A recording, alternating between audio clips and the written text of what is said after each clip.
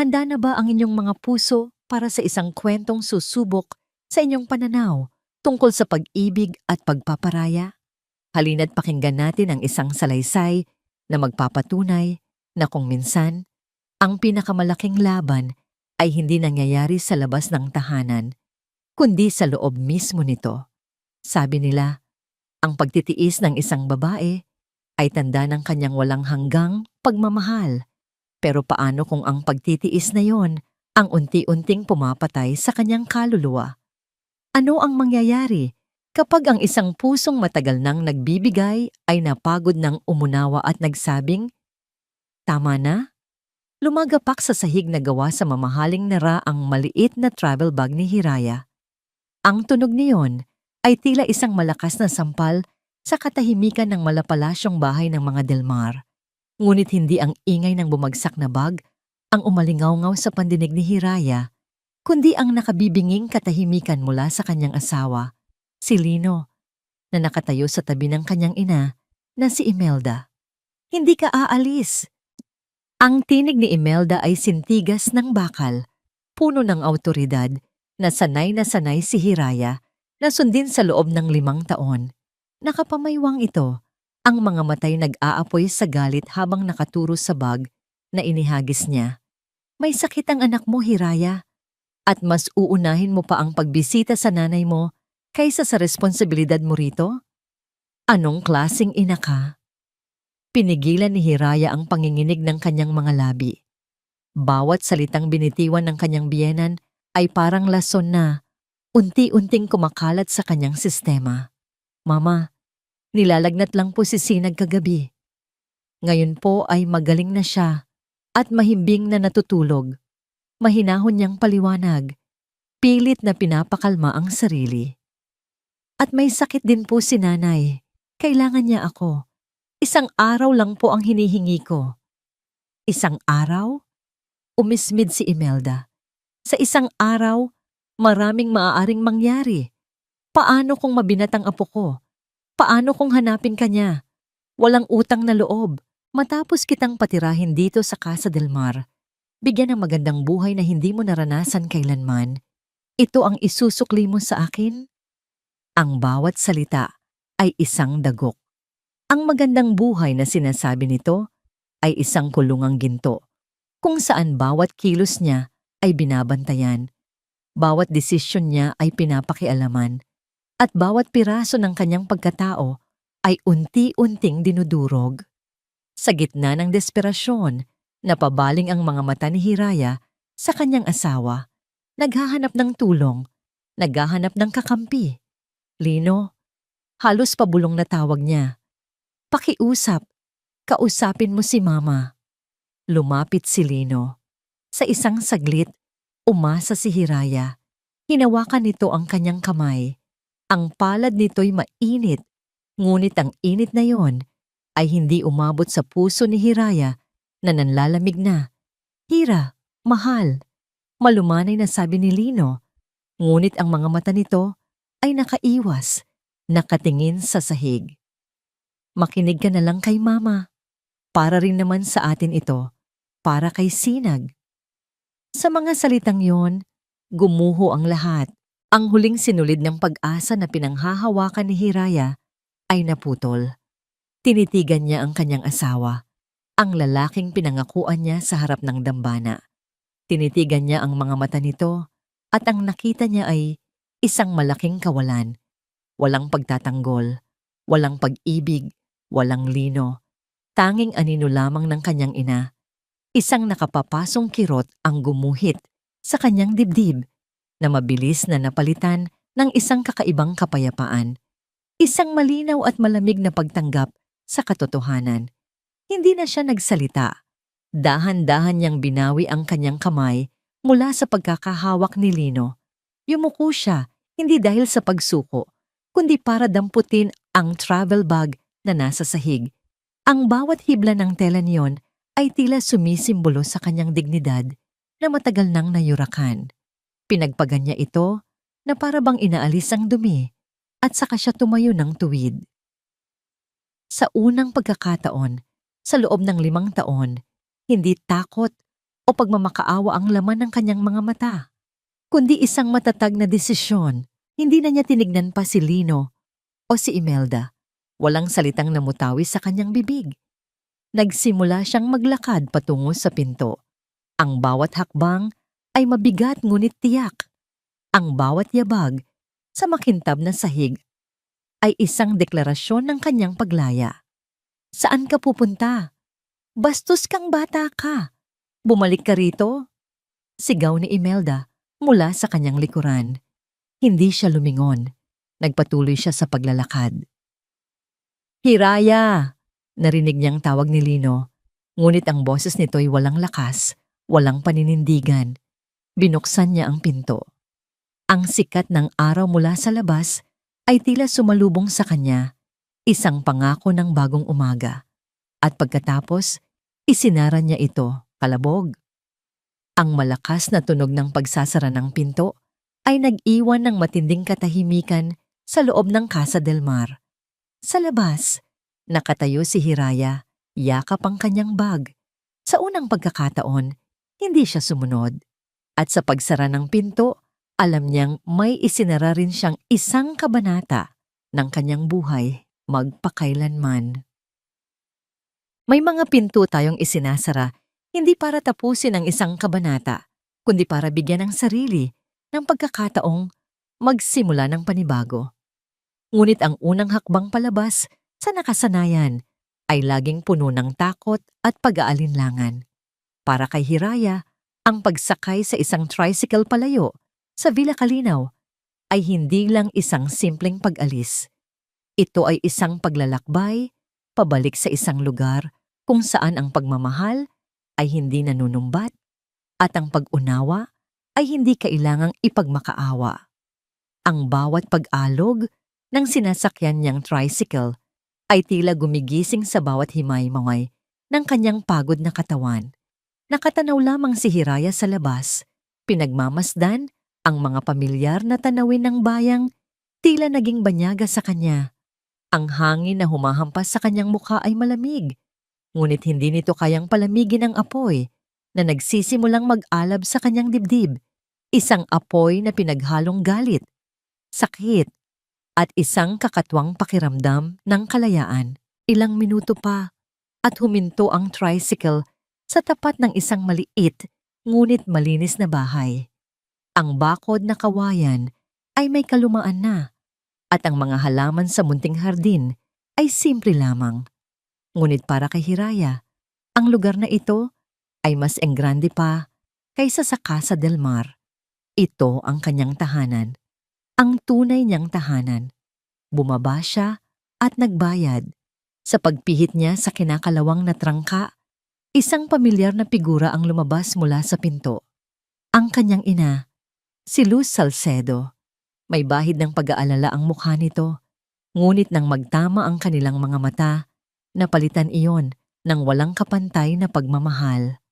Anak, iyon lang ang sinabi ni Aling Luz at iyon lang ang kinailangan ni Hiraya. Ang pader na itinayo niya sa paligid ng kanyang puso sa loob ng 5 taon. Ang pader na pinatibay ng bawat masasakit na salita, bawat luhang pilit na pinigilan, bawat kabiguan, ay biglang gumuho. Nabitawan niya ang kanyang bag. Tumakbo siya at isinubsob ang kanyang mukha sa dibdib ng ina. At doon humagulgol siya. Isang iyak na matagal na niyang kinimkim. Isang iyak na naglalaman ng lahat ng sakit, pangungulila, at pagtitiis.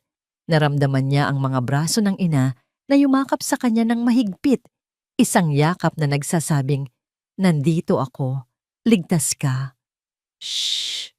Sige lang anak, ilabas mo lang lahat. Malumanay na bulong ni Aling Luz habang marahan nitong hinahaplos ang kanyang buhok. Walang paghuhusga, walang tanong, tanging dalisay na pag-unawa at pagmamahal lamang. Dinala siya ng ina sa loob, sa maliit ngunit maaliwalas na sala. Pinaupo siya sa lumang sopa na kabisado na ang hugis ng kanyang katawan mula sa kanyang kabataan. Kumuha ito ng isang basong tubig at iniabot sa kanya. Nanginginig ang mga kamay ni Hiraya habang tinatanggap iyon. Nang bahagyan ng humupa ang kanyang pag-iyak at tanging mga hikbi na lamang ang natitira, nagsimula siyang magkwento. Isinalaysay niya ang lahat. Ang pagkontrol ni Imelda sa bawat aspeto ng kanyang buhay, mula sa pagkain na inihahanda niya, sa damit na isinusuot, hanggang sa paraan ng pagpapalaki kay Sinag. Ikinuwento niya ang bawat masasakit na salitang natanggap, ang bawat pagpapahiyang tiniis. At ang pinakamasakit sa lahat, ang pananahimik ni Lino.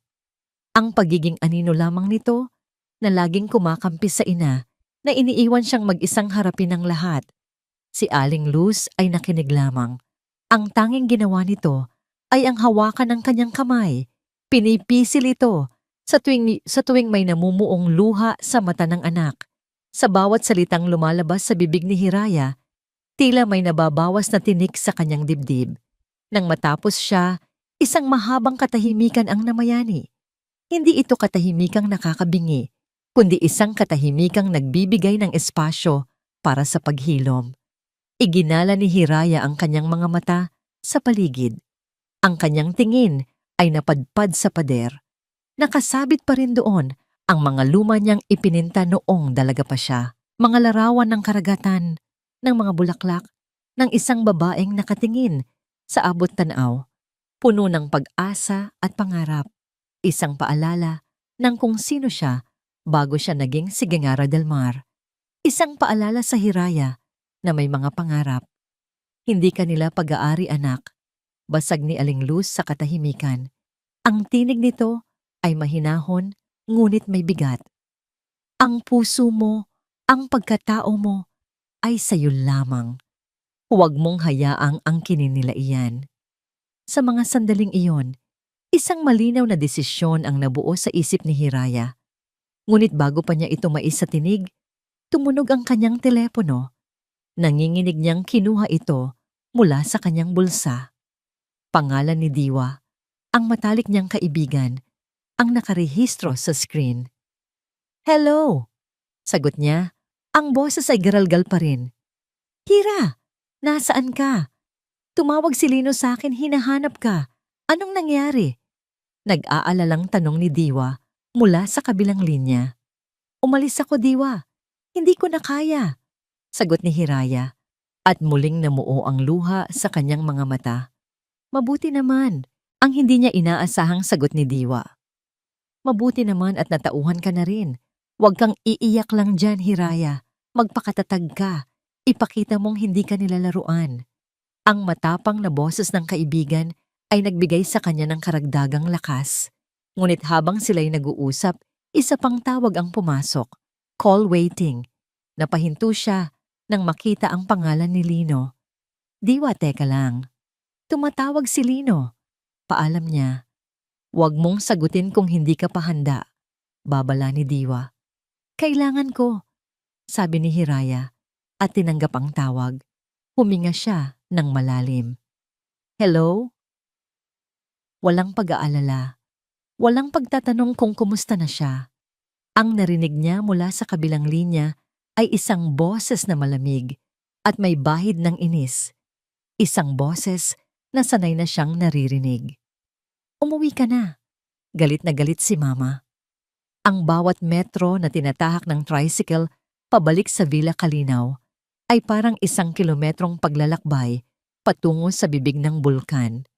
Mahigpit ang hawak ni Hiraya sa kanyang cellphone, ang mga salita ng kanyang ina, at ni Diwa ay umuulit-ulit sa kanyang isipan. Nagsisilbing balutis sa kanyang puso na basag. Ngunit nagsisimula ng tumibay. Hindi na siya ang Hirayang umalis kaninang umaga na parang basang sisiw. Ang Hirayang bumabalik ngayon ay isang ina. Isang inang handang ipaglaban ang kanyang anak.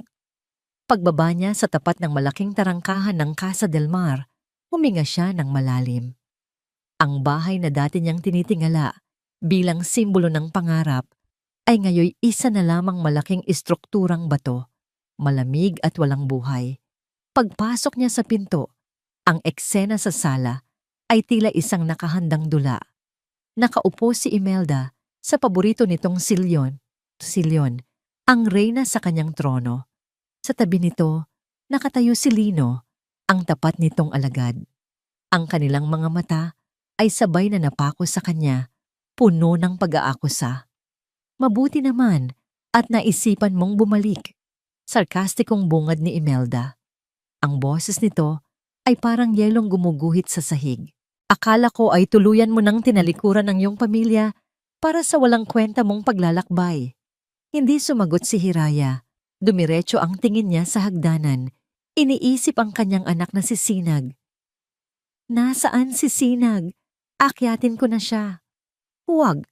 Mabilis na pagpigil ni Imelda, kasabay ng pagtayo nito. Mula ngayon, ako na ang personal na mag-aasikaso sa apo ko. Malinaw na hindi mo kaya ang responsibilidad. Baka kung saan-saan ka na naman magpunta at pabayaan mo lang ang bata. Ang mga salita ay tumama sa pinakasensitibong bahagi ng pagkatao ni Hiraya, ang kanyang pagiging ina. Wala po kayong karapatan. Mahinang sagot niya, ngunit may diin. Anak ko siya. Responsibilidad ko siya. At asawa mo siya. Sabat ni Lino. Sa wakas ay nagsalita. Lumapit ito sa kanya, hindi para damayan siya, kundi para palibutan siya. Hiraya, ano bang nangyayari sa'yo? Nagiging suwail ka na. Hindi ka naman ganito dati. Tumingala si Hiraya sa kanyang asawa. Hinahanap ang kahit katiting na pag-unawa sa mga mata nito. Ngunit wala siyang nakita. Nagkamali ako, Lino. Dapat pala, matagal na akong naging suwail. Sabi niya. Ang pait ay hindi maitago sa kanyang boses. Tingnan mo, sigaw ni Imelda. Sinulsulan ka na ng ina mo. Iyan ang napapala mo sa pag-uwi sa probinsya ninyo. Bumabalik ang pagiging asal kalye mo. At doon, nagsalita si Lino. Ang mga salitang wawasak sa huling pag-asang natitira kay Hiraya. Tumingin ito sa kanya, hindi bilang asawa, kundi bilang isang hukom. Kasalanan mo ito. Simple, maikli, ngunit ubod ng sakit. Para siyang sinampal. Hindi ng palad, kundi ng katotohanan. Ang bawat salita ay tumagos sa kanyang puso. Mas masakit pa sa alimang punyal. Dahil sa mga salitang yon, naintindihan na niya. Sa mundong ito, sa bahay na ito, siya ang kalaban. Siya ang laging mali. Isang malamig na pakiramdam ang gumapang sa kanyang buong katawan. Nawala ang panginginig. Nawala ang takot. Napalitan ito ng isang matigas at matatag na kapasyahan. Dahan-dahan niyang inangat ang kanyang paningin. Tinitigan niya ng diretso sa mata ang kanyang biyenan. Sa unang pagkakataon, hindi siya yumuko. Hindi siya umiwas. Hindi po ako alipin dito. Ang boses niya ay hindi pa sigaw. Ito ay kalmado, kontrolado, ngunit puno ng bigat ng 5 taong pagtitiis. Ang 3 salitang yon ay tila isang bombang sumabog sa katahimikan ng sala. Natigilan si Imelda.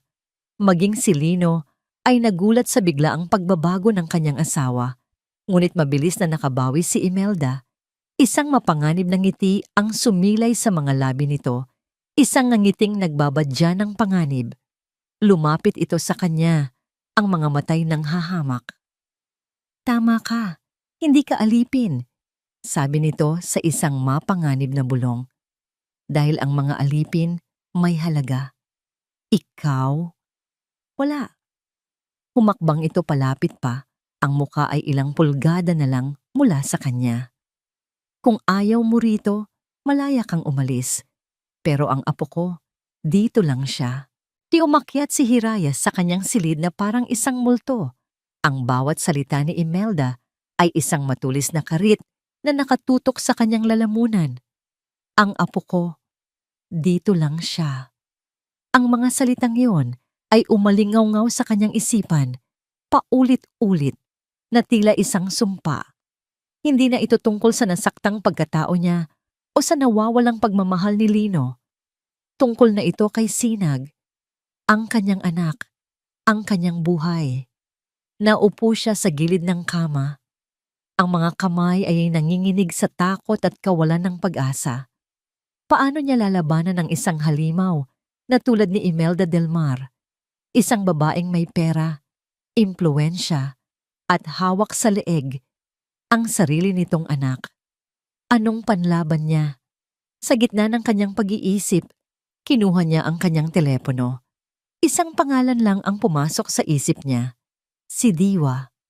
Nagdial siya, ang puso niya'y kumakabog ng mabilis. Pagkatapos ng ilang ring, sumagot ito. Hira, anong nangyari? Nakauwi ka na ba? Bungad ni Diwa. Bakas ang pag-aalala.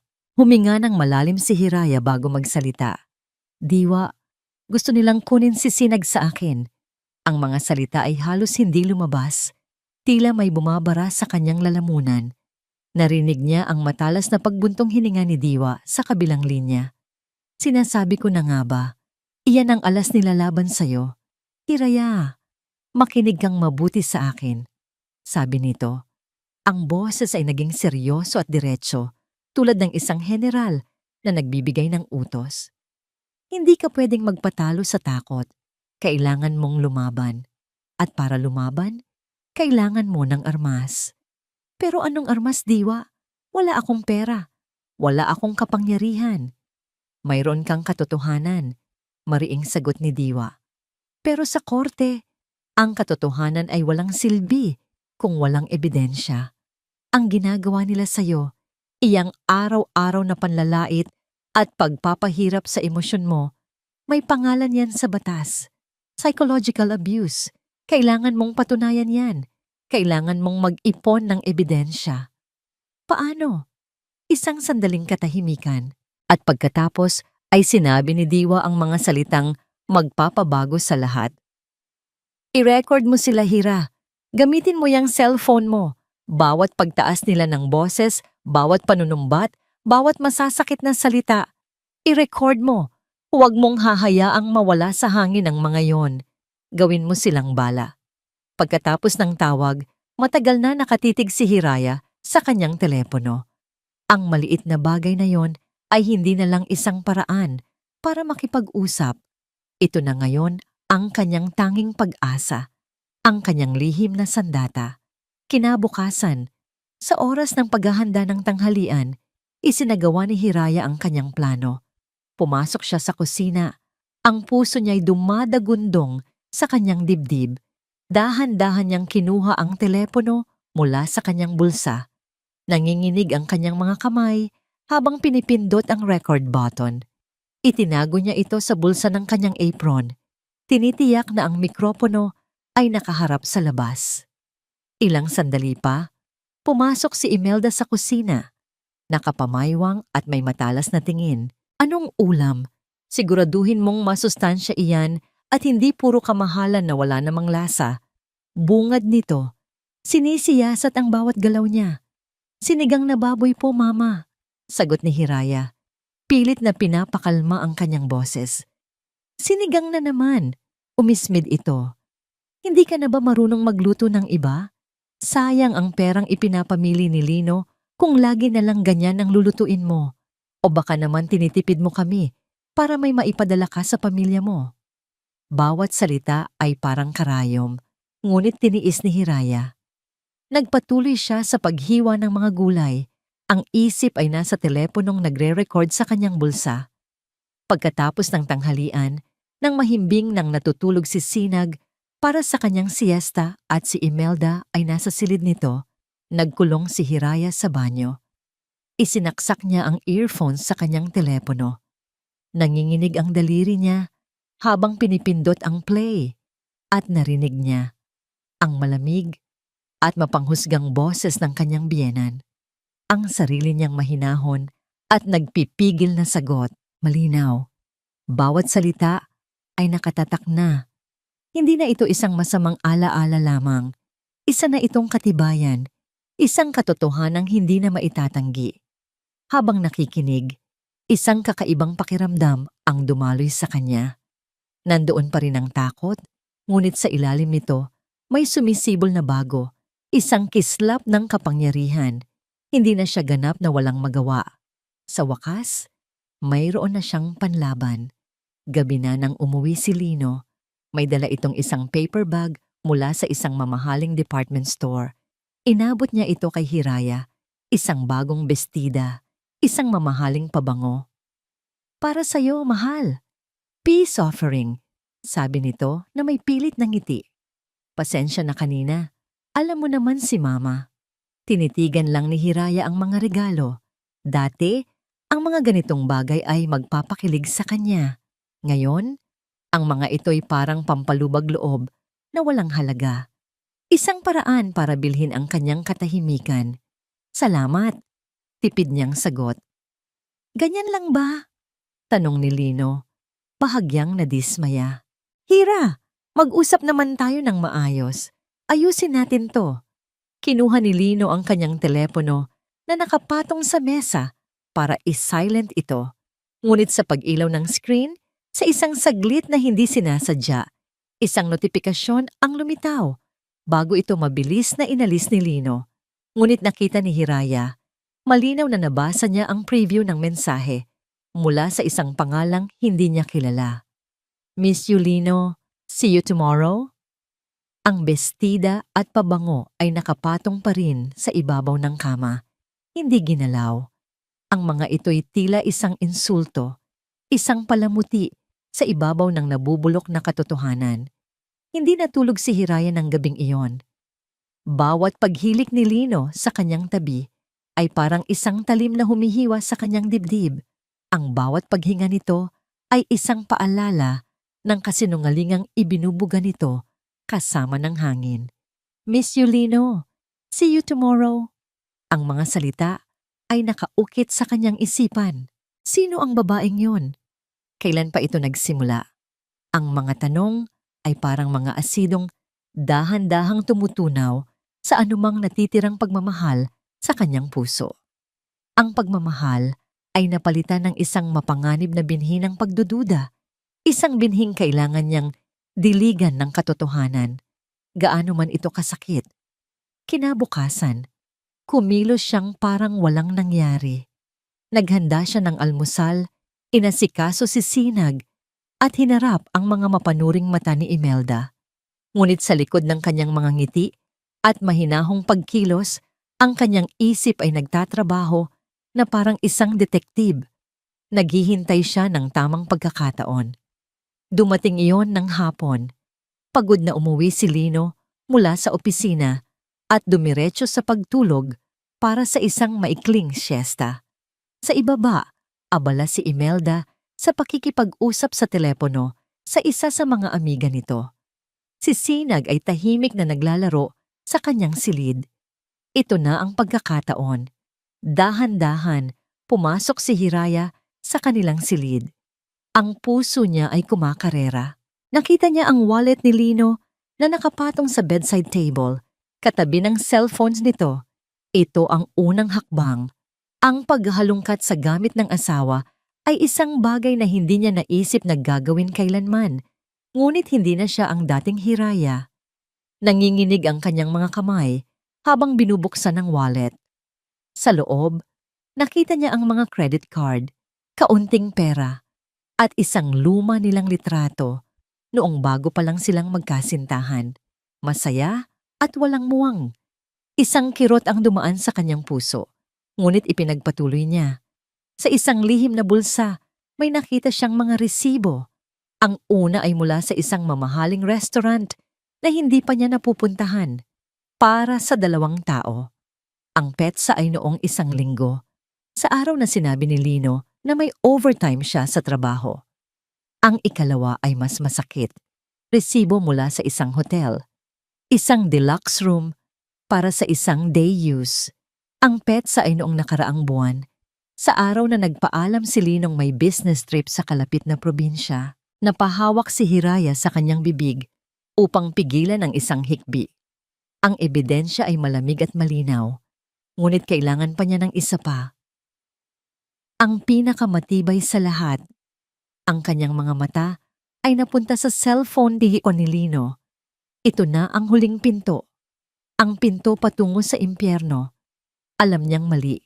Ngunit mas mali ang lokohin. Dinala niya ang telepono sa banyo at nilock ang pinto. Pinakinggan niya ang paligid. Tahimik. Narinig niya ang lagaslas ng tubig mula sa shower sa kabilang silid. Naliligo na si Lino. Mayroon siyang ilang minuto. Huminga siya ng malalim at binuksan ang telepono. Sa kabutihang palad, walang password. Ang kanyang mga daliri ay tila may sariling isip habang hinahanap ang messaging app. At doon, nakita niya ang pangalan ng babae. Clarice. Binuksan niya ang kanilang pag-uusap. Ang mga unang mensahe ay tila pangkaibigan lamang. Ngunit habang nag-i-scroll siya pataas sa mga nakaraang linggo at buwan, ang mga salita ay naging mas malagkit, mas mapang-akit, mas mapusok. Sana ikaw na lang ang kasama ko pag-uwi. Yung halik mo kanina, hindi ko makalimutan. Thank you for today, Lino. You make me feel like a real woman. Ang bawat mensahe ay isang sampal. Isang malakas at sunod-sunod na sampal sa kanyang mukha, sa kanyang puso, sa kanyang buong pagkatao. Ang huling pag-asa na baka nagkakamali lang siya. Ang huling hibla ng paniniwala sa kanilang pagsasama ay biglang napunit, nagkapira-piraso. Hindi na niya kinaya. Isinandal niya ang kanyang noo sa malamig na pinto ng banyo. Kumuha siya ng tuwalya at isinaksak sa kanyang bibig para walang makarinig. At doon, sa sahig ng banyong yun, umiyak siya ng walang tunog. Ang mga luha ay bumuhos na parang isang bukal na matagal nang natuyo. Mga luha ng pagkakanulo, mga luha ng isang babaeng ginawang tanga, mga luha para sa 5 taon na inakala niyang pag-ibig, ngunit isa palang malaking panloloko. Ang kanyang layunin ay nagbago sa isang iglap. Hindi na niya gustong ayusin ang kanilang pamilya. Paano mo aayusin ang isang bagay na sa simula pa lang ay sira na? Ang gusto na lang niya ay tumakas. Ang gusto na lang niya ay lumaya. Nang maubos na ang kanyang mga luha, napalitan ito ng isang bagay na mas malamig at mas matigas. Galit. Isang dalisay at nag-aapoy na galit. Pinunasan niya ang kanyang mga pisngi. Mabilis at may determinasyon, binuksan niya ang kamera ng kanyang sariling telepono. Isa-isa niyang kinuhanan ng litrato, ang mga resibo. Kinuhanan niya ng litrato ang bawat mensahe sa pag-uusap nila ni Clarice, bawat detalye, bawat ebidensya ng pagtataksil. Pagkatapos, binuksan niya ang kanyang contact list at pinindot ang pangalan ni Diwa. Ipinadala niya ang lahat ng litrato at kasunod niyon, nagtipa siya ng isang maikling mensahe. Isang mensaheng naglalaman ng lahat ng kanyang sakit, galit at desisyon. Tulungan mo ako. Ang mga sumunod na araw sa Casa del Mar ay naging isang tahimik na larangan ng digmaan. Si Hiraya ay kumikilos na may bagong tindig. Wala na ang dating yumuyukong anino. Napalitan ito ng isang babaeng may malamig na determinasyon sa kanyang mga mata. Hindi na siya umiiwas sa tingin ni Imelda. Hindi na siya nagpapaliwanag sa bawat kilos niya. Ang kanyang mga sagot ay maikli at diretsyo. Ang kanyang presensya ay naging isang tahimik na paghamon. Ang pagbabagong ito ay agad na napansin ni Imelda. Ang isang reyna ay laging alam kapag ang isang alipin ay nagsisimula ng mag-isip na parang isang kalaban at hindi niya ito pinalampas. Kung hindi na niya kayang kontrolin si Hiraya sa pamamagitan ng mga salita, gagamitin niya ang tanging bagay na alam niyang kahinaan nito, si Sinag. Nagsimula ito sa mga maliliit na bagay. Isang hapon, habang tinutulungan ni Hiraya si Sinag sa kanyang takdang aralin, pumasok si Imelda sa silid na may dalang isang mamahaling laruang robot. Sinag, apo, malambing na tawag nito. Isang tono na bihirang marinig ni Hiraya. Tingnan mo ang regalo ni Lola sa'yo. Mas maganda yan kaysa sa mga luma mong laruan. Agad na napukaw ang atensyon ng bata. Wow, Lola! Thank you po! Tumakbo ito at niyakap ang kanyang lola. Halika! Doon tayo maglaro sa sala, sabi ni Imelda. At sinulyapan si Hiraya nang may pagtatagumpay sa mga mata. Hayaan mo na muna si mama mo. Marami siyang ginagawa. Baka pagod na siya sa pag-aalaga sa'yo. Isang munting tusok sa puso ni Hiraya, ngunit hindi siya kumibo. Pinanood lang niya ang kanyang anak na masayang sumunod sa lola nito, iiwan ang kanilang ginagawa. Ang mga ganitong eksena ay naging pang-araw-araw. Si Imelda, na dati walang pakialam sa apo, maliban sa pag-uutos, ay biglang naging ang pinakamabait na lola sa buong mundo. Dinadala niya si Sinag sa parke nang hindi nagpapaalam kay Hiraya. Binibilhan niya ito ng matatamis kahit alam niyang ipinagbabawal ito ni Hiraya bago mananghalian. At sa gabi, bago matulog ang bata, lagi niyang sinisiguradong mayroon siyang mga kwentong ibubulong dito. Isang gabi, habang hinahalikan ni Hiraya si Sinag para patulugin, nagsalita ang bata sa isang inosenteng tinig. "Mama, are you mad at me?" Nagulat si Hiraya. "Bakit mo naman nasabi iyan, anak?" "Of course not. Mahal na mahal ka ni Mama." "Kasi po, Lola said you don't love me anymore. Kaya daw po lagi kang malungkot at tahimik." Sabi ng bata, ang mga mata ay nagsusumamo ng kasiguraduhan para siyang sinaksak ng paulit-ulit. Ang lason ay hindi na lang para sa kanya. Ipinapasa na ito sa isipan ng kanyang anak. Niyakap niya si Sinag ng mahigpit. "Huwag kang maniniwala doon, anak. Ikaw ang buhay ni Mama. Kahit anong mangyari, hinding-hindi magbabago iyon." Nang gabing iyon, hinarap ni Hiraya si Imelda sa sala. "Mama, pakiusap po. Huwag nating idamay si Sinag dito." Ngumisi lang si Imelda. "Idamay? Bakit, may problema ba, Hiraya? Nag-aalala ka bang mas mapamahal na sa akin ang apo ko?" "Siguro nga dapat lang dahil ako hindi ko siya iiwan." Ang bawat salita ay isang patama, isang kalkuladong pag-atake. Ang digmaan ay lumala pa. Isang umaga, natuklasan ni Hiraya na ang mga gamit niya sa pagpipinta, ang kanyang mga canvas, brush, at pintura na nakatago sa isang lumang kabinet ay nawawala.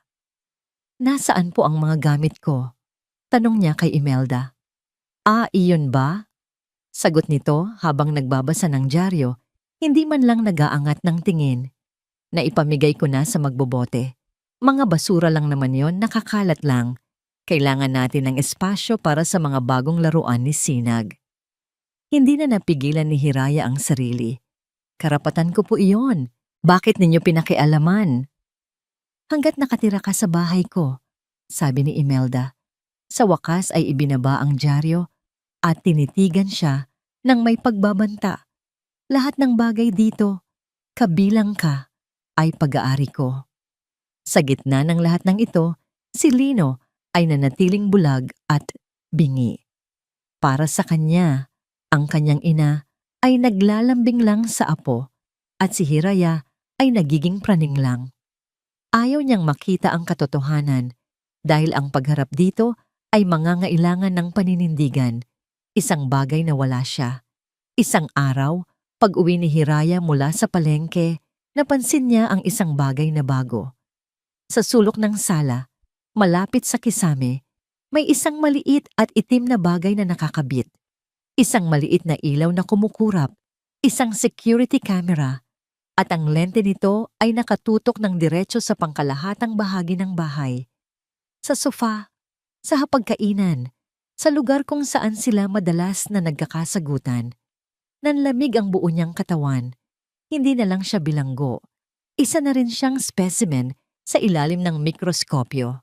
Bawat kilos niya, bawat salita, bawat buntong hininga, binabantayan. Sa isang laro ng chess, merong isang galaw na tinatawag na sakripisyo, kung saan isusuko mo ang isang pyesa para makakuha ng mas malaking kalamangan. Ngunit paano kung ang digmaan ay nangyayari sa loob ng isang pamilya? Anong piyesa ang kaya mong isakripisyo para manalo? Para kay Imelda Del Mar, ang sagot ay malinaw. At sa kanyang huling desperadong galaw, ipinakita niya na kahit ang dugo ng kanyang dugo ay handa niyang gawing pain para lamang masira ang reyna sa kabilang panig.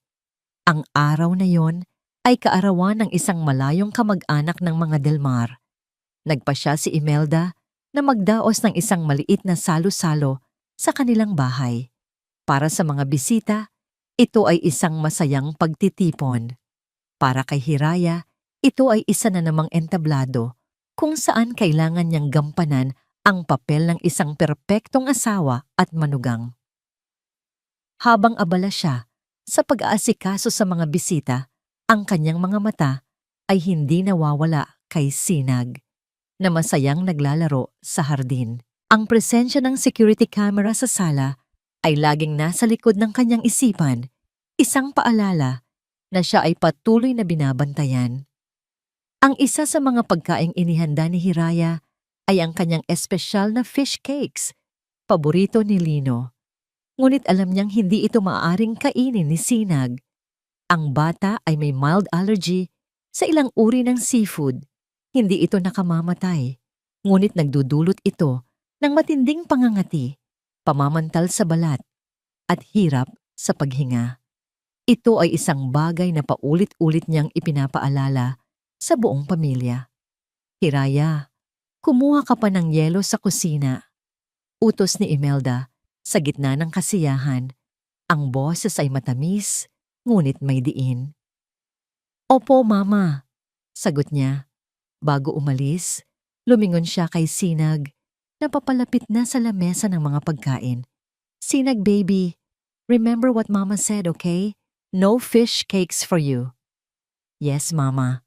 Masiglang sagot ng bata. Pumasok si Hiraya sa kusina. Habang kinukuha niya ang yelo, isang kaba ang biglang gumapang sa kanyang dibdib. Isang hindi maipaliwanag na takot. Mabilis siyang bumalik sa sala. At doon, nakita niya ang eksenang magpapabagsak sa kanyang mundo. Nakaupo si Sinag sa kandungan ni Imelda. Sa harap nila, may isang platito. At sa kamay ni Imelda, may hawak itong tinidor na may maliit na piraso ng fish cake. Nakangiti ito habang dahan-dahang isinusubo ang pagkain sa bibig ng kanyang apo. Lola, Mama said. Pagsimula ni Sinag, ngunit pinutol ito ni Imelda. Shh! It's Lola's secret. Malamig na bulong nito. A little bite won't hurt. Masarap ito, apo. Tikman mo. At isinubo nito ang fish cake sa bata. Ang bowl ng yelo ay bumagsak mula sa mga kamay ni Hiraya. Ang tunog ng nababasagin ay nagpatigil sa tawanan at kwentuhan. Lahat ng mga mata ay napunta sa kanya. Sinag! Sigaw niya. Ang boses ay puno ng sindak. Tumakbo siya palapit, ngunit huli na ang lahat. Ilang sandali lang, nagsimulang umubo si Sinag. Ang kanyang mukha ay nagsimulang mamula. Kinamot niya ang kanyang leeg. Lola! Mama! It's itchy, sabi ng bata. Ang boses ay nagsisimula na ng maging garalgal. Agad na binuhat ni Hiraya ang kanyang anak. Nakita niya ang mga pulang pantal na mabilis na kumakalat sa balat nito. Ang paghinga nito ay nagiging mababaw at mabilis. Gulo. Hiyawan. Ang mga bisita ay nagulantang. Anong nangyayari? Sigaw ni Lino. Nakararating lang mula sa pakikipag-usap sa labas. At doon, nagsimula ang perpektong pag-arte ni Imelda. Tumayo ito, ang mukha ay puno ng pagkukunwaring pag-aalala at takot. Hindi ko alam. Kumuha lang siya ng pagkain sa lamesa. Hiraya. Sigaw nito, itinuturo siya. Saan ka ba nanggaling? Bakit mo pinabayaan ang anak mo? Alam mo namang bawal sa kanya ito. Si Lino, sa gitna ng pagkalito at takot para sa anak, ay napatingin kay Hiraya. Ang kanyang mga mata, na naiimpluwensyahan ng takot at ng mga salita ng kanyang ina, ay napuno ng galit at paninisi. Hiraya, ano na naman to? Ang sabi ko sa'yo, bantayan mong mabuti si Sinag, di ba? Sigaw niya sa harap ng lahat. Ang bawat salita ay isang dagok sa mukha ni Hiraya. Ang kahihiyan, ang sakit, ang kawalan ng katarungan. Lahat ay humalo sa kanyang takot para sa kalagayan ng anak. Hindi ako. Siya. Sinubukan ni Hiraya na magpaliwanag. Itinuturo si Imelda, ngunit ang kanyang mga salita ay nalunod sa pag-iyak ni Sinag at sa mga akusasyon sa paligid. Si Imelda ay nagpatuloy sa kanyang pag-arte, umiiyak na parang isang biktima. Gusto ko lang namang mapasaya ang apo ko. Hindi ko naman alam na hahayaan lang pala siya ng ina niya. Ang mga salita ni Imelda ang tumatak sa isip ni Lino. Ang kasalanan ng kanyang pagtataksil, ang bigat ng pagiging isang mahinang asawa, ay tila naghahanap ng paglalabasan at si Hiraya ang naging perpektong target.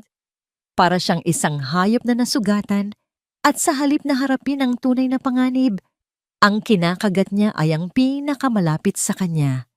Dinala nila si Sinag sa ospital, sa emergency room, habang ginagamot ng mga doktor ang bata. Ang tunay na hatol ay ibinaba ni Lino sa labas. Nakatayo si Hiraya, nanginginig at umiiyak sa tabi ng pader. Lumapit si Lino, hindi para aluin siya, kundi para itulak siya palayo. Ang kanyang mukha ay isang maskara ng galit at pagkasuklam.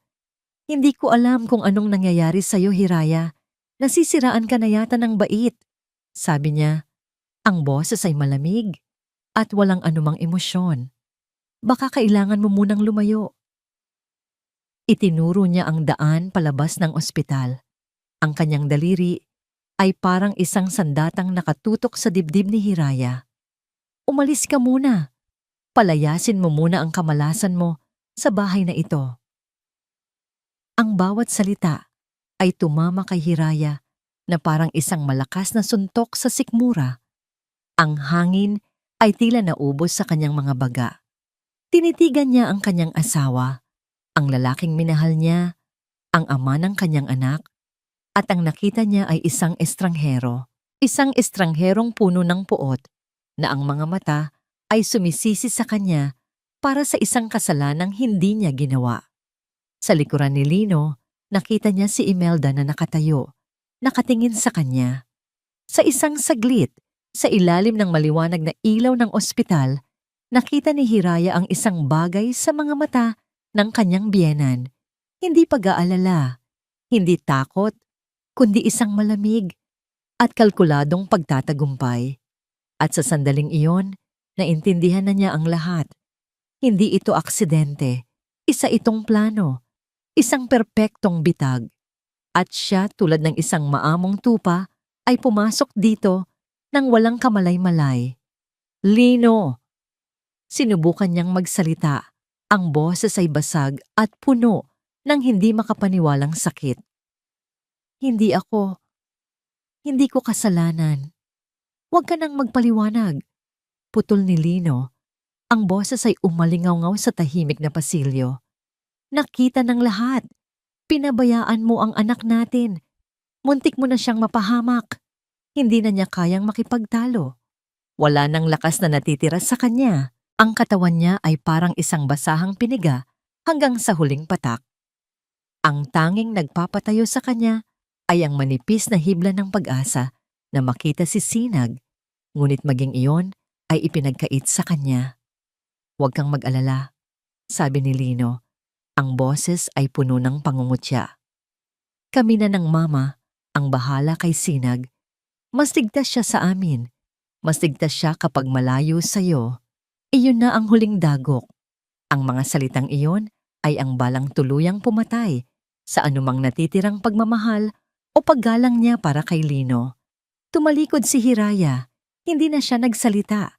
Wala nang luhang lumalabas sa kanyang mga mata. Pakiramdam niya ay tuyo na ang mga ito. Nagsimula siyang maglakad palayo. Bawat hakbang ay mabigat, na para bang ang sahig na semento ng ospital ay naging malapot na putik. Narinig niya ang mga bulungan ng mga taong nakakita sa eksena. Naramdaman niya ang kanilang mga mapanghusgang tingin, ngunit wala na siyang pakialam. Naglakad siya palabas ng ospital, patungo sa malamig na hangin ng gabi. Walang direksyon, walang patutunguhan.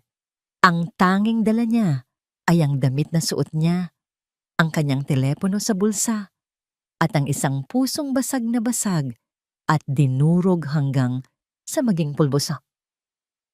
Ano ang mas masakit kaysa sa pagsara ng pinto sa iyong harapan? Iyon ay ang malaman na ang nag-utos na isara ito ay ang taong minsan nang nangakong bubuksan para sa iyo ang lahat ng pinto sa mundo. Sa gabing iyon, sa labas ng matatayog na pader ng Casa del Mar, natuklasan ni Hiraya ang pinakamalupit na uri ng lamig. Hindi ang lamig ng hangin, kundi ang lamig ng isang pusong tuluyan ng nanigas. Parang isang panaginip. Isang masamang panaginip na hindi niya magawang magising. Naglakad si Hiraya palayo sa ospital nang walang tiyak na direksyon, ngunit ang kanyang mga paa ay tila may sariling isip. Dinala siya nito pabalik sa iisang lugar na tinawag niyang tahanan sa loob ng 5 taon. Dinala siya nito pabalik sa Villa Calinaw, pabalik sa Casa del Mar. Nakatayo siya ngayon sa harap ng dambuhalang tarangkahang bakal. Ang mga ilaw sa loob ng bahay ay nakasindi, isang malupit na paalala ng init at buhay na ipinagkakait sa kanya. Sa isa sa mga bintana sa itaas, alam niyang natutulog ang kanyang anak. Ang kanyang sisinag. Ang pag-iisip pa lang na yon ay parang isang punyal na muling ibinaon sa kanyang dibdib. Ligtas kaya siya? Hinahanap kaya siya nito? Alam kaya ng kanyang munting anghel na ang ina nito ay nasa labas, nanginginig sa lamig? Isang hibla ng desperadong pag-asa ang nagtulak sa kanya. Itinaas niya ang kanyang kamay at pinindot ang doorbell. Ang tunog niyon ay umalingaw-ngaw sa katahimikan ng gabi, isang mahinang pakiusap. Naghintay siya. Walang sumagot. Pinindot niya itong muli. Sa pagkakataong ito ay mas matagal, mas mariin. Ang tunog ay mas desperado. Ngunit ang tanging isinukli sa kanya ng bahay ay isang malupit na katahimikan. Walang lumabas, walang nagbukas ng pinto. Ang pag-asa ay napalitan ng mapait na pagtanggap. Itinatakwil na siya. Kinuha niya ang kanyang telepono. Ang mga daliri niya ay naninigas sa lamig habang hinahanap niya ang pangalan ni Lino. Nagring ito 1, 2, 3, 4. Ang bawat pagring ay isang pagdurusa, isang pagpapahiya sa sarili. At pagkatapos, ang boses mula sa automated system. The number you have dialed is currently unavailable. Hindi ito unavailable. Ayaw lang nitong sagutin. Ibinaba niya ang tawag. Pakiramdam niya ay hinubaran siya ng huling piraso ng kanyang dignidad. Ang lakas na nagdala sa kanya roon ay biglang naglaho. Dahan-dahan siyang napaupo sa malamig na semento, ang likod ay nakasandal sa matigas na pader sa tabi ng tarangkahan. Niyakap niya ang kanyang mga tuhod, sinisikap na protektahan ang sarili mula sa hanging gumuguhit sa kanyang balat. Ngunit walang makakaprotekta sa kanya mula sa sakit na nasa loob. Natalo na siya. Iyon ang katotohanang sumasampal sa kanya. Wala siyang anak, wala siyang asawa, wala siyang tahanan. Isa siyang talunan. Isang basahan na matapos gamitin ay basta na lang itinapon sa labas. At kasabay ng pagtanggap sa mapait na katotohanan yon, nagsimulang pumatak ang langit. Hindi isang malakas na buhos, kundi isang malamig at walang tigil na ambon. Ang maliliit na patak ng ulan ay dumadampi sa kanyang mukha, humahalo sa mga luhang hindi niya namalayang dumadaloy na pala mula sa kanyang mga mata. Doon, sa labas ng tarangkahang bakal, sa ilalim ng umiiyak na langit, gumuho si Hiraya. Ngunit sa gitna ng kanyang paghihinagpis, isang bagay ang biglang umilaw sa dilim. Ang screen ng kanyang telepono, may tumatawag. Nanginginig niyang itinaas ito. Sa kumukurap na liwanag, nabasa niya ang pangalan. Diwa. Sinagot niya ang tawag, ngunit walang salitang lumabas. Ang tanging nagawa niya ay ang humikbi. At pagkatapos, ang hikbi ay naging isang malakas na hagulgol. Isang tunog na puno ng lahat ng sakit, lahat ng pagkawala, lahat ng kawalan ng katarungan. Isang tunog ng isang pusong tuluyan ng nawasak. Hiraya, nasaan ka? Anong ginawa nila sa'yo? Nag-aalalang tanong ni Diwa mula sa kabilang linya. Ngunit habang patuloy siyang umiiyak, may nagbago. Ang kanyang paghagulgol ay hindi na lang puro pighati. Sa ilalim ng sakit, may umuusbong na bago. Isang bagay na mas madilim. Isang bagay na mas matigas. Ang kanyang mga luha ay hindi na lamang para sa kanyang nawala, kundi para sa kalupitang ginawa sa kanya. Ang kanyang mga hikbi ay nagsimulang magkaroon ng himig ng galit. Ang tunog ng kanyang pag-iyak ay hindi na tunog ng isang biktima, kundi ng isang taong sinumpaang babangon. Dahil sa gabing iyon, sa gitna ng malamig na ulan at sa labas ng saradong tarangkahan, may namatay sa loob ni Hiraya. Ngunit mayroon ding isang bagay na isinilang, isang bagay na mas matatag kaysa sa bakal, isang bagay na mas malamig kaysa sa ulan, isang nag-aapoy na puot, at isang hindi matitinag na determinasyon. Tagadasamsawa, ang pagbangon mula sa pagkawasak ay hindi isang madaling proseso. Ito ay binubuo ng maliliit na hakbang ng mga kamay na aagapay sa'yo at ng isang pusong pinatibay ng sakit. Para kay Hiraya, ang tahanan ng kanyang ina ay naging isang kanlungan at isang headquarters. Dito, sa gitna ng kahirapan, nabuo ang isang plano, hindi para sa paghihiganti, kundi para sa katarungan. Isang planong mangangailangan ng lahat ng kanyang lakas at isang ebidensyang magmumula sa hindi niya inaasahang lugar. Ang maliit na lamesa sa sala ni Aling Luz ay naging sentro ng kanilang mundo. Nakakalat dito ang mga dokumento, mga litratong kuha mula sa telepono ni Lino at isang maliit na notebook kung saan isinusulat ni Hiraya ang lahat ng kanyang natatandaan. Sa tabi niya, si Diwa, seryoso ang muka habang binabasa ang mga sinulat ng kaibigan. Sa kabilang panig, si Aling Luz, tahimik na nagmamasid. Ang kanyang presensya ay isang matatag na haligi ng suporta. Okay, Hira. Pagsisimula ni Diwa, ibinaba ang notebook. Malakas ang kaso natin para sa adultery. Malinaw ang mga litrato ng text messages at mga resibo. Ang mga voice recording mo ay patunay ng verbal at emotional abuse. Huminga ito ng malalim. Pero kailangan nating maging handa. Gagamitin nila ang lahat para sirain ka. Sasabihin nilang pabaya kang ina. Sasabihin nilang wala kang kakayahang buhayin si Sinag dahil wala kang trabaho.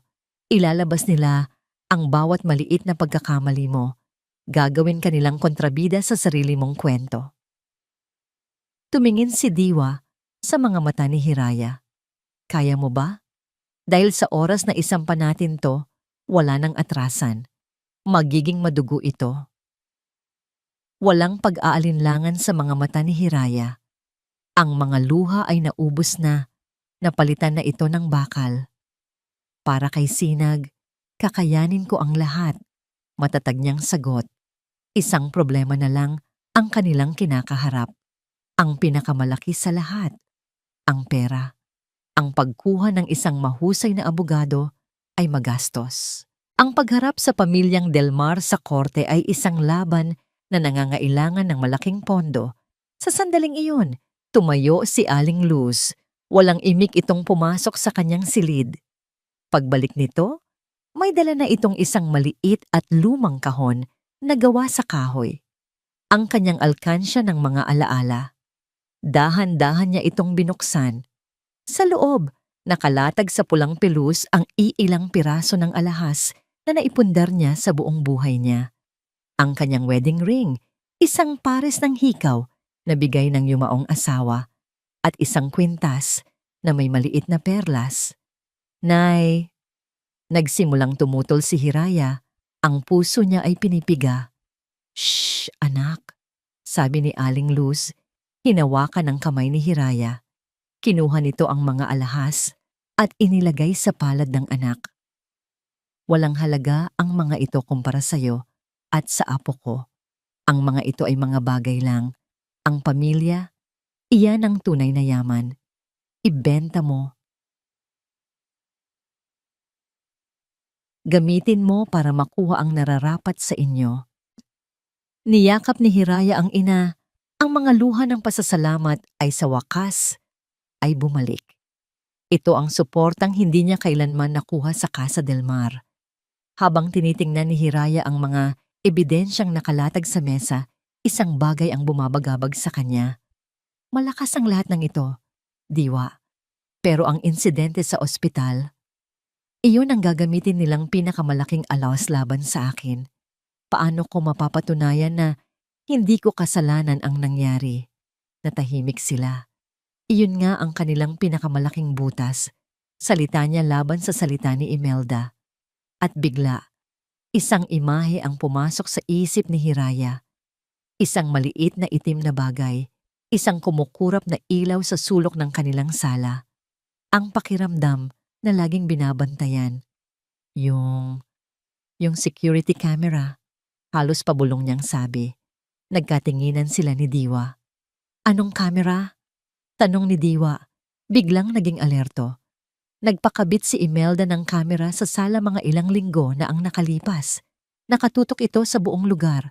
Paliwanag ni Hiraya. Posible kayang cloud storage. Mabilis na sabi ni Diwa. Ang mga mata ay nanlalaki sa posibilidad. Karamihan sa mga modernong CCTV ngayon, nag-a-upload ng footage sa internet. Hira, alam mo ba ang password ng Wi-Fi ninyo? Oo naman, sagot ni Hiraya. Birthday ni Sinag. Mabilis na kinuha ni Diwa ang kanyang laptop. Naghahanap sila ng brand ng CCTV na karaniwang ginagamit. Sa tulong ng kaunting hula at ng kaalaman ni Hiraya sa mga posibleng password na gagamitin ni Lino, na karaniwan ay pangalan din ni Sinag o petsa ng kanilang kasal, sinubukan nilang i-access ang online portal. Pagkatapos ng ilang nakakakabang pagsubok, bigla itong bumukas. Nandoon lahat. Mga folder na may petsa. Mabilis nilang hinanap ang petsa ng kaarawan, ang araw ng insidente, at pinindot nila ang play. Ang video ay walang tunog, ngunit hindi nila yon kailangan. Ang mga imahe ay nagsasalita ng mas malakas kaysa sa anumang sigaw. Kitang-kita nila ang buong eksena. Ang pag-alis ni Hiraya papuntang kusina, ang paglapit ni Sinag kay Imelda, at ang pinakakilabot sa lahat, ang bahagyang paglingon ni Imelda sa paligid para tingnan kung may nakatingin. Ang tusong ng ngiti nito bago isubo ang fish cake sa bibig ng inosenteng bata. Ang lahat ay nakunan. Malinaw na parang sikat ng araw. Napahawak si Aling Luz sa kanyang bibig. Ang mga mata ay puno ng pangingilabot. Si Diwa ay napamura ng mahina. Si Hiraya ay hindi kumibo. Nakatitig lang siya sa screen. Ang kanyang puso ay hindi na nasasaktan, kundi nanlalamig sa galit. Ito na ang huling ebidensya, ang hindi maitatangging patunay ng kasamaan ni Imelda. Sa gitna ng kanilang katahimikan, biglang tumunog ang telepono ni Hiraya. Isang hindi rehistradong numero, nag-aalangan man ay sinagot niya ito. Hello, is this Mrs. Hiraya Del Mar? Tanong ng isang makinis at propesyonal na boses ng lalaki. Sino to? Ako si Attorney Robles, ang legal counsel ng pamilya Del Mar. Pagpapakilala nito. Tumatawag ako, Mrs. Del Mar, para mag-alok ng isang mapayapang solusyon sa di pagkakaunawaan ninyo ng aking mga kliyente. Handa silang magbigay ng isang napakalaking halaga para sa inyong financial security kapalit ng inyong kooperasyon. May isang sandaling paghinto at ang pag-abandona sa inyong karapatan sa custody ni Ginoong Sinag. Tumingin si Hiraya sa screen ng laptop sa imahe ng kanyang anak na dahan-dahang nilalason. Isang malamig na ngiti ang sumilay sa kanyang mga labi. Attorney? Sabi niya. Ang boses ay kalmado ngunit may talim na parang labaha. Sabihin ninyo sa mga kliyente ninyo, hindi na bibili ang anak ko. At ibinaba niya ang tawag. May mga silid na mas malamig pa kaysa sa pinakamalamig na gabi. Isa na rito ang korte. Dito, ang mga salita ay tinitimbang na parang ginto. Ang bawat katotohanan ay hinuhusgahan at ang buhay ng mga tao ay maaaring magbago sa isang pukpok lamang ng martilyo. Para kay Hiraya, ang araw na ito ay hindi lang tungkol sa pagkuha ng hustisya. Ito ang araw ng paghuhukom. Ang araw kung saan ang katotohanan, gaano man ito kasakit, ay kailangang manaig. Ang silid ng hukuman ay puno ng isang mabigat na katahimikan. Nakaupo si Hiraya sa tabi ng kanyang abogado, si Attorney Santos, isang babaeng may matalas na tingin at reputasyon sa pagiging walang kinatatakutan. Sa kabilang panig ng silid, nakaupo ang pamilya Del Mar. Si Imelda, suot ang kanyang mamahaling damit. Ang muka ay isang perpektong maskara ng isang biktima. Sa tabi niya, si Lino. Ang mga mata ay nakaiwas. Ang muka ay gusot sa pag-aalala. Sa likuran nila, si Attorney Robles, kumpiyansa at handa. Nagsimula ang paglilitis. Ang unang bahagi ay isang walang habas na pag-atake sa pagkatao ni Hiraya. Ipinipinta siya ni Attorney Robles bilang isang asawang pabaya, isang manugang na walang utang na loob, at isang inang iresponsable. Ginamit niya ang pag-alis ni Hiraya sa bahay bilang patunay ng emotional instability. Ginamit niya ang kawalan nito ng trabaho bilang patunay na hindi nito kayang suportahan si Sinag. Bawat salita ay isang dagok, ngunit nanatiling matatag si Hiraya. Ang mga kamay ay magkahawak sa kanyang kandungan. Ang tingin ay diretso sa huwes. Dumating ang pagkakataon na tawagin ang mga testigo. At ang unang tinawag ng panig ng Del Mar ay si Lino. Tumayo siya, nag-aalangan. Naglakad siya patungo sa witness stand na parang isang taong papunta sa kanyang sariling bitayan. Ginoong Del Mar, magiliw na tanong ni Attorney Robles. Maari mo bang ilarawan sa hukumang ito ang pag-uugali ng iyong asawa sa mga huling buwan ng inyong pagsasama? Huminga ng malalim si Lino. Tumingin siya saglit kay Hiraya, ngunit agad ding umiwas. Tumingin siya sa kanyang ina na banayad na tumango sa kanya. Naging mahirap siyang pakisamahan. Nagsimula si Lino. Ang boses ay mahina. Lagi siyang nagagalit. Lagi siyang nagrereklamo. Tila ba walang tama sa lahat ng ginagawa namin ng ina ko. At ang insidente sa ospital, Ginoong Del Mar, ano ang iyong nakita? Nakita ko ang anak ko na nahihirapang huminga.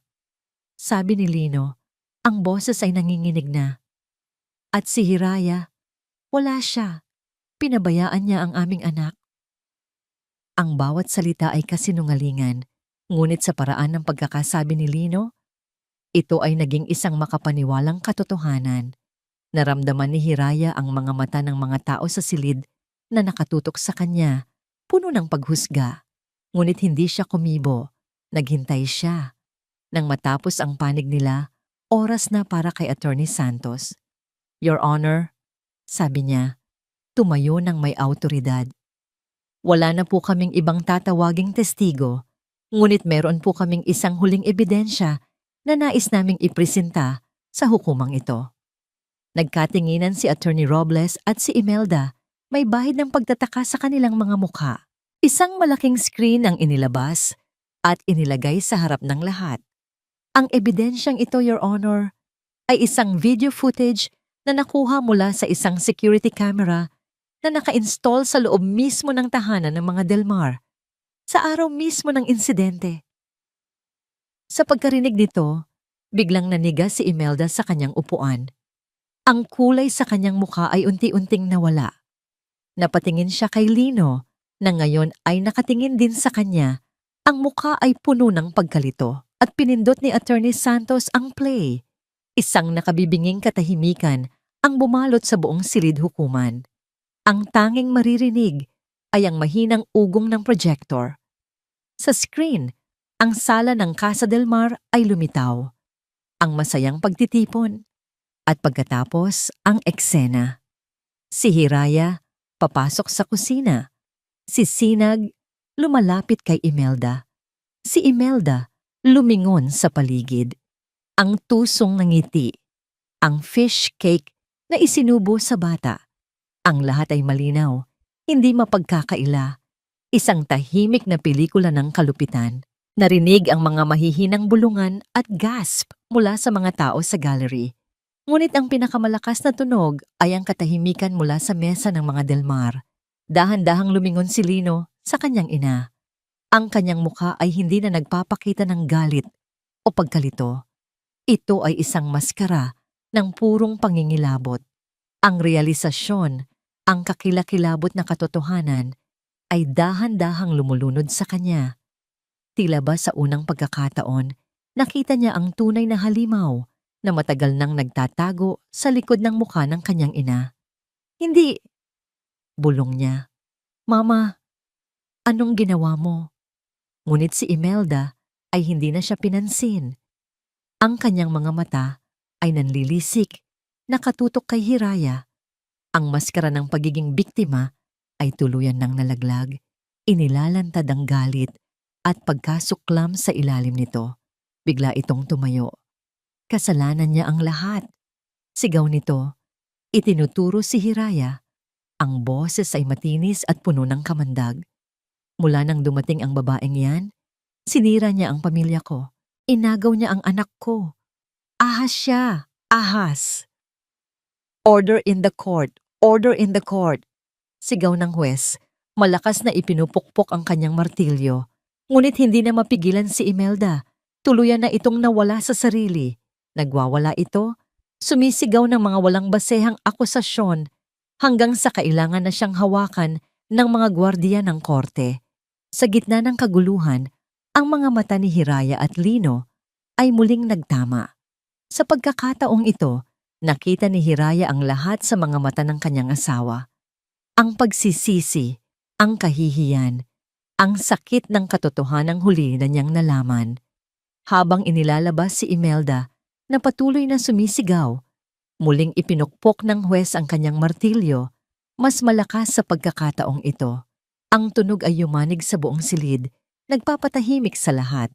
Ang lahat ng mga mata ay napunta sa kanya, naghihintay. Huminga ng malalim ang huwes, tumingin sa mga papel sa kanyang harapan. At pagkatapos ay tumingin ng diretso kay Hiraya. Inihanda niya ang kanyang sarili para sa huling hatol. Ang huling pukpok ng martilyo ay hindi lang hudyat ng pagtatapos ng isang paglilitis. Ito ay hudyat ng pagtatapos ng isang digmaan, ng pagtatapos ng isang mahabang gabi ng kadiliman. Para kay Hiraya, ang tunog na yon ay ang pinakamatamis na musikang naririnig niya sa buong buhay niya. Ito ang tunog ng kalayaan, ang tunog ng kapayapaan, ang tunog ng isang bagong simula. Ang mga huling salita ng huwes ay tila isang panaginip. Ang buo at solong pangangalaga sa bata, si Ginoong Sinag Salcedo, ay ipinagkakaloob sa petitioner, si Ginang Hiraya Salcedo. Sa loob ng ilang segundo, hindi kumilos si Hiraya. Nakaupo lang siya, pinoproseso ang mga salitang matagal na niyang ipinagdasal. At pagkatapos, dahan-dahan siyang huminga ng malalim. Isang paghingang tila 5 taon niyang pinigilan. Kasabay ng pagbuga ng hangin ay ang pagpatak ng mga luha mula sa kanyang mga mata. Ngunit sa pagkakataong ito, hindi ito luha ng sakit o pighati. Ito ay luha ng kasonet, luha ng tagumpay. Naramdaman niya ang mahigpit na pagpisil ni Diwa sa kanyang balikat. Nanalo tayo, Hira. Nanalo ka. Bulong nito, ang boses ay puno ng ligaya. Paglabas nila ng silid hukuman, sa isang maliit na waiting area, naghihintay si Aling Luz kasama si Sinag na walang kamalay-malay sa bigat ng mga pangyayari. Mama! Sigaw ng bata nang makita siya. Ang lahat ng lakas na pinakita ni Hiraya sa loob ng korte ay biglang naglaho. Lumuhod siya sa sahig. Tumakbo si Sinag patungo sa kanya at yumakap ng mahigpit. Isinubsob ni Hiraya ang kanyang mukha sa maliliit na balikat ng anak. Nilalanghap ang pamilyar na amoy nito. Anak ko, akin ka na. Bulong niya, paulit-ulit na parang isang dasal. Akin ka na, anak ko. Sa di kalayuan, nakatayo si Lino mag-isa. Pinanood niya ang eksena. Ang mag-inang matagal niyang pinaghiwalay ay muling buo. Nakita niya ang dalisay na pagmamahal sa mga mata ni Hiraya habang yakap nito ang kanilang anak. Isang pagmamahal na minsan ay para rin sa kanya. Ngunit ngayon ay hindi na niya maaabot. Walang lumapit sa kanya. Walang dumamay. Naiwan siyang mag-isa kasama ng kanyang pagsisisi. Hindi siya naglakas loob na lumapit. Tumalikod na lang siya at naglakad palayo. Isang aninong nilamon ng mahabang pasilyo.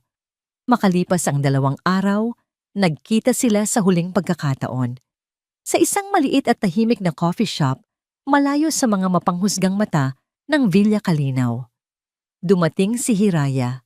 Simple ang suot, ngunit may isang kapayapaan sa kanyang mukha na matagal nang nawala. Si Lino, na nakaupo na sa isang sulok, ay tila tumanda ng 10 taon. May mga namumuong balbas sa kanyang mukha at ang kanyang mga mata ay pagod at malungkot.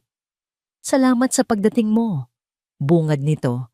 Ang boses ay paos. Tumangulang si Hiraya at umupo sa tapat niya. Isang mahabang katahimikan. "Kumusta si Sinag?" Basag ni Lino sa katahimikan. "Mabuti siya," sagot ni Hiraya. "Masaya siya." Muling katahimikan. At pagkatapos, tila hindi na nakayanan ni Lino. Ang kanyang mga mata ay nagsimulang mamasa. "Hiraya, patawarin mo ako," sabi niya. Ang boses ay basag. "Alam kong huli na ang lahat. Alam kong wala akong kwentang asawa. Naging duwag ako. Naging bulag ako.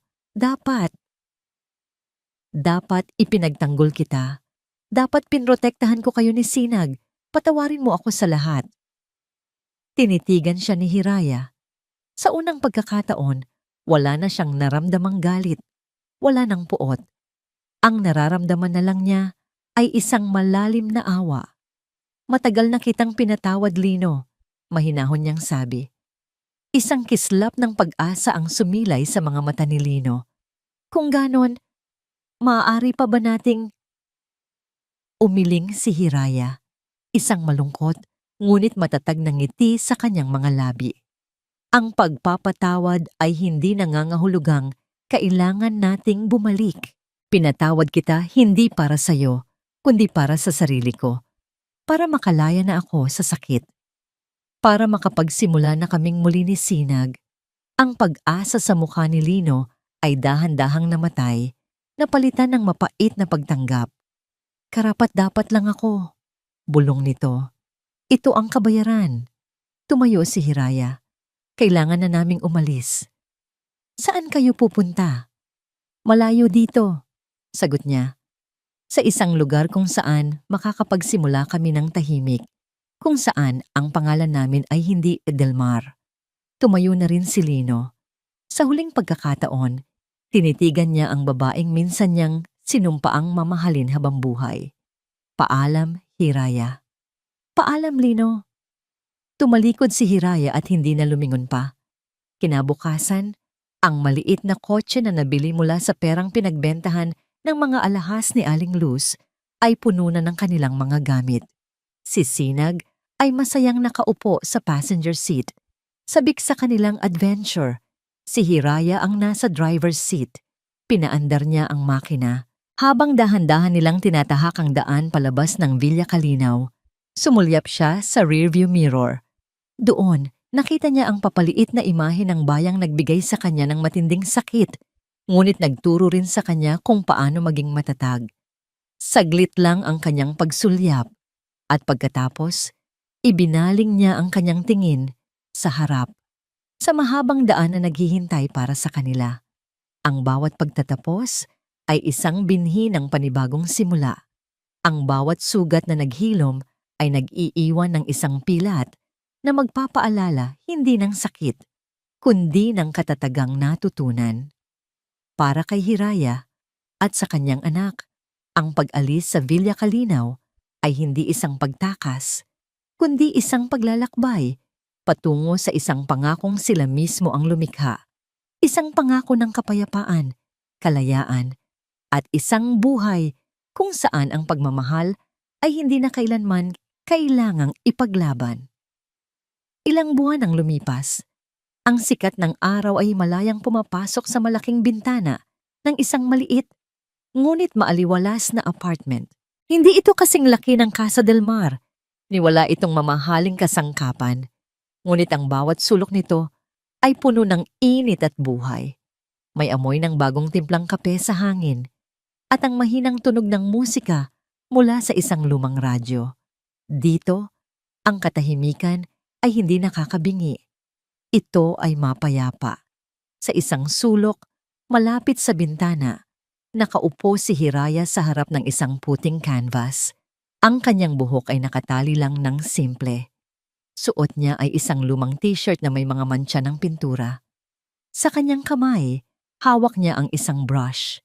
At sa kanyang mukha, isang ngiting matagal nang nawala. "Mama, look!" Napalingon si Hiraya. Lumalapit sa kanya si Sinag. Ang mga mata ay nagniningning sa tuwa. May hawak itong isang piraso ng papel, isang drawing. "Ano yan, anak?" tanong niya. Ibinababa ang kanyang brush. Ipinakita ni Sinag ang kanyang obra. Gawa ito sa Crayola. May 2 tao sa drawing, magkahawak kamay sa ilalim ng isang malaking araw na nakangiti. Ang isa ay maliit at ang isa ay malaki. "It's you and me, Mama," masayang sabi ng bata. "We are happy." Niyakap ni Hiraya ang kanyang anak, mahigpit. "Oo, anak. We are very happy."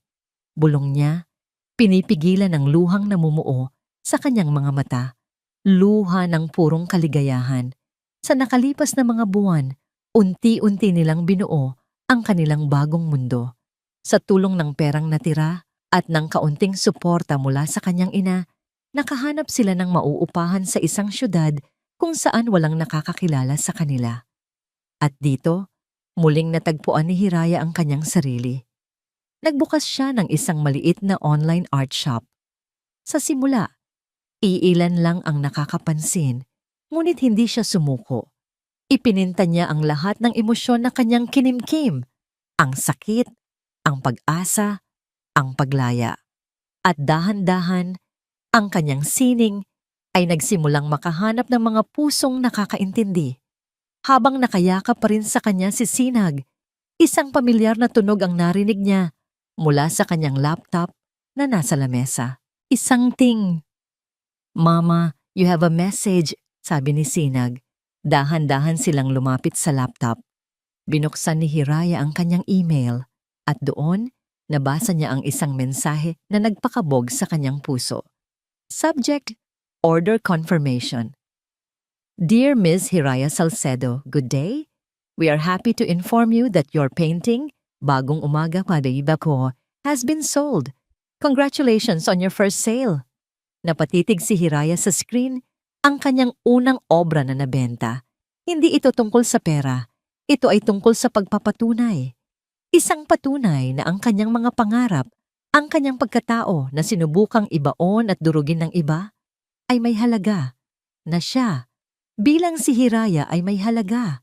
Tumingin siya sa paligid ng kanilang munting apartment. Ang mga painting niya ay nakasabit sa dingding, nagbibigay kulay sa kanilang simpleng pamumuhay. Ang tawa ni Sinag ay ang musikang pumupuno sa bawat silid.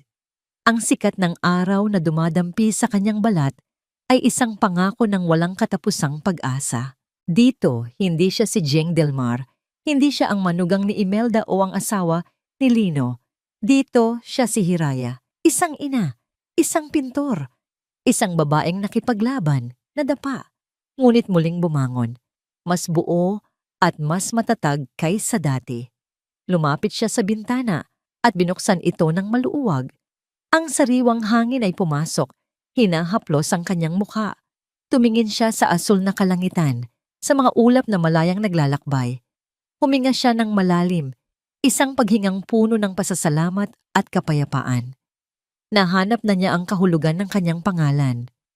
Ang Hiraya, ang bunga ng kanyang mga pangarap, ay hindi isang lugar na hinahanap, kundi isang buhay na nililikha. At sa wakas, nasimulan na niyang likhain ang sa kanya. Siya ay ganap ng malaya. At dito po nagtatapos ang makulay at mapaghamong kwento ni Hiraya. Mula sa kaibuturan ng aking puso, isang taos-pusong pasasalamat sa inyong lahat. Salamat sa pagsama ninyo sa bawat pagpatak ng kanyang luha, sa bawat pagkabog ng kanyang dibdib, at sa bawat hakbang niya patungo sa liwanag. Habang isinusulat ko ang kanyang paglalakbay, hindi ko siya itinuring na isang katang-isip lamang na tauhan. Si Hiraya ay simbolo ng bawat babaeng minsan nang nasaktan, natakot, at naramdamang nag-iisa. Siya ang tinig ng mga pusong pinatahimik ngunit hindi kailanman sumuko.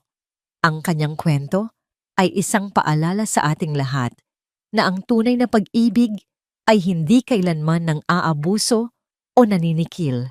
Ito ay isang awit ng pag-asa na nagsasabing sa kabila ng pinakamadilim na gabi, laging may sisikat na bagong umaga.